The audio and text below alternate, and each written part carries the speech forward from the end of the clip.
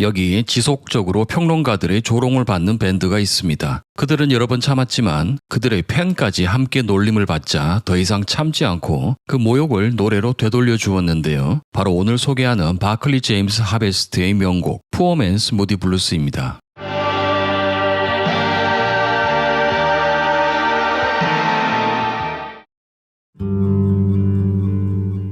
바클리 제임스 하베스트의 역사는 1960년대 초반 영국의 올덤 지방에서 시작됩니다. 당시 더 키퍼스 그리고 아트 앤 소울 앤 더 위키드라는 아직은 아마추어였던 두 로컬 밴드의 멤버들이 더 블루스 키퍼스라는 5인조 밴드를 만드는데 그것이 바클리 제임스 하베스트의 출발점이었죠. 이들은 곧 존 크라우더라는 사업가의 후원을 받아 프로로 전향하게 되는데 그가 소유하고 있던 18세기 농장 건물인 프레스톤 하우스에서 작곡과 리허설에 매진하기 시작합니다. 이 바클리 제임스 하베스트라는 이름이 정해진 과정이 재밌는데요. 각자 생각나는 단어들을 쪽지에 적어 모자에 넣은 뒤 그걸 하나씩 꺼내보며 여러 조합을 시도했다고 합니다. 결국 마지막에 남은 3개의 쪽지에는 과거에 함께 음악을 했던 누군가의 이름 제임스, 영국의 바클리스 은행의 이름을 딴 바클리, 돈은 중요하죠. 그리고 수학 또는 그들이 머물렀던 농장 건물을 연상케 하는 하베스트, 이렇게 3개의 쪽지가 남았고 가장 부르기 좋은 조합을 선택한 것이 바클리 제임스 하베스트가 된 것이죠. 이 시기에 로드 버클리라는 멤버가 탈퇴하면서 기타와 보컬의 존 리스,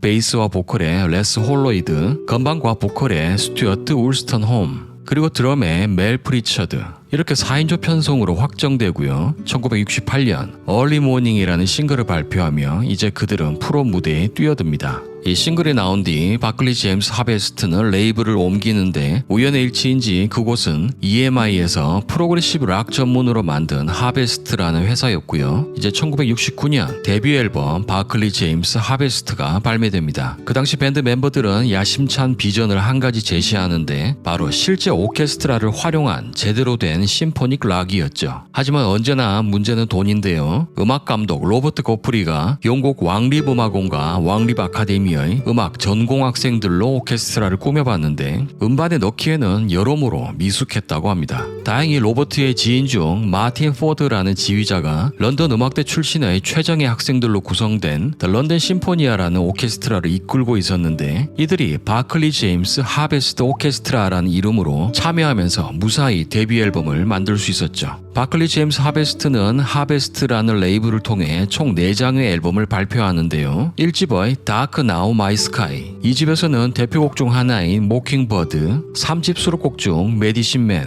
그리고 4집에서 썸머 솔저와 문 워터 등 다른 프로그레시브 락밴드와 차별화되는 사운드를 선보였지만 문제는 시장에서 철저하게 외면을 받았다는 것이었습니다. 게다가 녹음을 하거나 공연을 다닐 때마다 수십 명의 오케스트라를 대동하다 보니 음반사 입장에서 이들은 그야말로 연비가 최악인 중형 세단이 되고 말았는데요. 결국 4장의 앨범 중 단 하나도 유럽 그 어느 국가의 차트에도 들지 못하자 밴드는 빚만 가득 떠안은 채 레이블에서 쫓겨납니다. 레코딩 계약도 없고 빚은 쌓였으며 매니저마저 떠난 상황에서 바클리 제임스 하베스트는 앞날이 불투명한 채 1973년을 보내는데요. 다행히도 그해 12월 폴리도어 레코드와 계약을 체결합니다. 이 새 계약은 밴드에게 중요한 전환점이 되는데 첫째는 양날의 검이었던 오케스트라를 과감히 버린 것이었고 두 번째는 새로운 프로듀서 로저 베인을 만난 것이었죠. 이 프로듀서는 블랙 사바스의 1집부터 3집을 맡았는데 결과적으로 밴드의 사운드를 좀 더 타이트한 방향으로 전환하는 계기를 전달합니다. 이제 새로운 레이블에서 내놓은 첫 번째 앨범이자 그들의 5번째 앨범인 Everyone is Everybody Else, 물론 이것 역시 차트에는 들지 못했지만 상당히 좋은 평가를 받았는데요. 특히 영국 대중음악사에서 가장 영향력이 있는 인물이었던 BBC 라디오의 DJ 존 필은 이 앨범에 대해 이런 회고를 남긴 적이 있습니다. 보통 새 앨범을 받으면 방송에 틀만한 곡에 별표 표시를 하는데 이 앨범은 모든 수록곡에 별표를 쳤다고 말이죠. 또 그 다음 앨범인 옥토베론이 19위로 그때까지 최고 성적. 게다가 바클리 제임스 하베스트는 이후 영국보다 유럽의 다른 지역, 특히 독일에서 엄청난 인기 밴드가 되는데 이 옥토베론이라는 앨범은 이들에 대한 거대한 팬덤을 형성하는 계기를 제공합니다. 하지만 드디어 우리 음악이 상업적으로도 인정을 받는구나 하는 그 순간에 이들은 뜻밖의 곳으로부터 공격을 받는데 그건 바로 영국의 언론이었죠.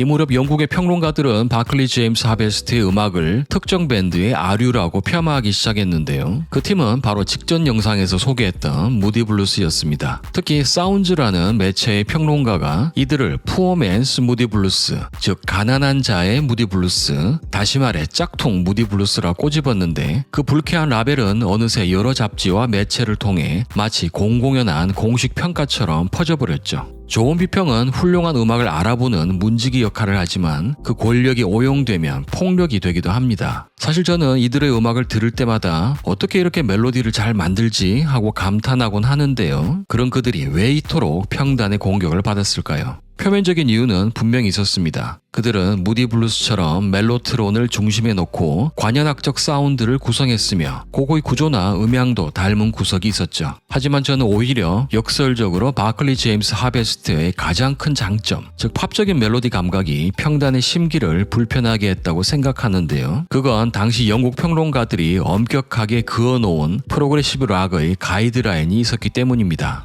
수록 시간은 더 길어야 하고 연주는 한계에 도전하듯 현란해야 하며 박자는 더욱 변칙적이어야 할 뿐 아니라 분위기는 몽환적이고 목가적이며 신화적일 것. 그게 바로 당시 평론가들이 정해놓은 이른바 진짜 프로그레시브 락의 잣대였죠. 물론 바클리 제임스 하베스트의 앨범을 들어보면 그런 분위기의 곡들도 분명히 존재합니다. 하지만 앨범 전체가 한 가지 스타일로 수렴하지 않았다는 점이 당시의 엄격한 프레임 안에서는 모호하다, 정체성이 없다는 식의 다소 과장된 비판으로 돌아오지 않았나 싶습니다. 그런 상황에서 옥토베론 앨범으로 당시까지의 커리어 중 가장 좋은 반응을 얻고 영국 전역을 도는 투어까지 성공적으로 이어가던 어느 날 멤버들을 제대로 빡치게 만든 또 하나의 리뷰가 등장합니다. 1976년 10월 뉴 뮤지컬 익스프레스, 흔히 NM이라 불리는 음악 매체에 바클리 제임스 하베스트의 공연 리뷰가 실렸는데 거기에는 또다시 푸어 맨스 무디 블루스라는 표현이 등장합니다. 하지만 이번에는 그 공연을 보러 온 관객들까지 함께 쌈마이 취향이라 조롱을 당했는데요. 그건 밴드에게 큰 상처였고 특히 멤버 중 존 리스는 그 모욕을 참을 수 없었죠. 그래? 우리가 짝퉁 무디 블루스라고? 호텔방에 돌아온 그는 무디 블루스의 대표곡 나이츠 인 화이트 세틴을 떠올리며 그 코드 구조를 살짝 비틀기 시작하는데요. 그렇게 평론가의 조롱을 정면으로 되받아친 곡 푸어 맨스 무디 블루스가 만들어졌죠. 존은 이 곡의 작업 방식에 대해 나이츠 인 화이트 세틴의 뼈대 구조, 즉 드럼 비트만 가져와서 거기에 새로운 멜로디를 붙였다고 합니다. 그래서 처음 들을 때는 무디 블루스의 노래처럼 들리고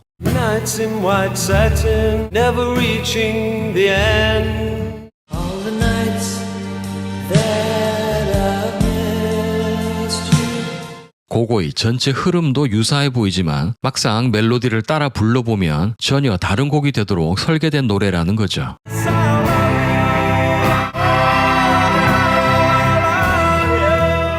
Yes, I love. 일단 노래 제목에 무디 블루스가 들어간다는 것 외에도 실제 두 곡을 흥얼거려 보시면 어느 순간 이 곡인지 저 곡인지 헷갈릴 때가 있는데요. 마치 분명 처음에는 어버이의 은혜를 부르고 있었는데 어느 순간 스승의 은혜를 부르고 있는 것과 상당히 유사한 경험이라 할 수 있습니다. 자, 그럼 지난번에 무디 블루스의 노래 나이츠 인 화이트 세틴의 내용은 소개해드렸는데 그렇다면 이 곡 푸어 맨스 무디 블루스는 어떤 내용을 담고 있을까요?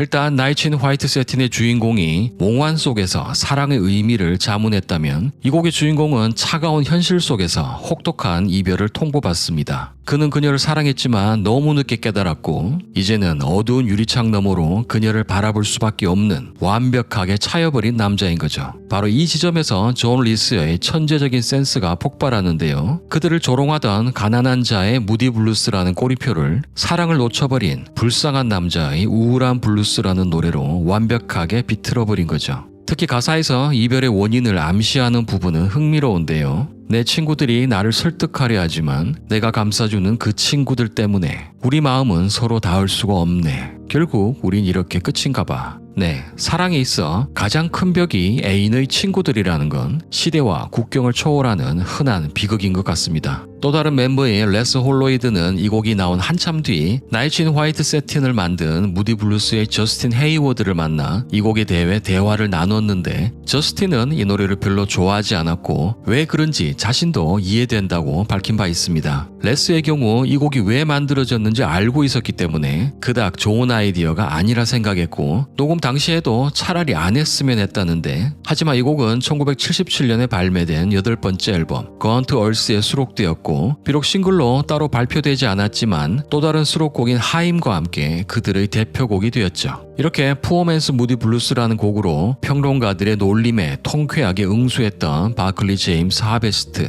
하지만 그들의 진짜 복수 그리고 그들을 향한 세상의 진짜 평가는 몇 년 뒤 전혀 다른 무대에서 펼쳐집니다. 1980년 바클리 제임스 하베스트는 유럽 투어를 펼쳤는데요. 총 53회 공연에 25만 명의 관객을 동원했고 특히 독일에서 열린 24번의 공연은 모두 매진을 기록했죠. 하지만 분단된 도시 베를린에서는 마땅한 장소를 구하지 못해 공연을 열 수 없었는데요. 그 보상의 일환으로 1980년 8월 30일 서베를린에서 단 한 번 무료 공연을 열기로 합니다. 당시는 독일이 통일되기 전으로 공연장으로 선택된 곳은 베를린 장벽 바로 근처에 위치한 옛 국회의사당 건물 앞이었는데요. 그날 공식적인 관객 집계는 17만 5천 명, 비공식 추산으로는 25만 명이었고 바로 동베를린에서도 수만 명의 군중들이 장벽 너머로 울려 퍼지는 그들의 음악을 들었다고 전해지죠. 바로 그 역사적인 순간을 담은 것이 A Concert for the People 베를린인데요. 역설적이게도 이 앨범은 영국 차트 15위로 그들의 모든 앨범 중 최고 순위를 기록합니다. 평론가의 조롱을 역사의 함성으로 되갚아준 셈이죠.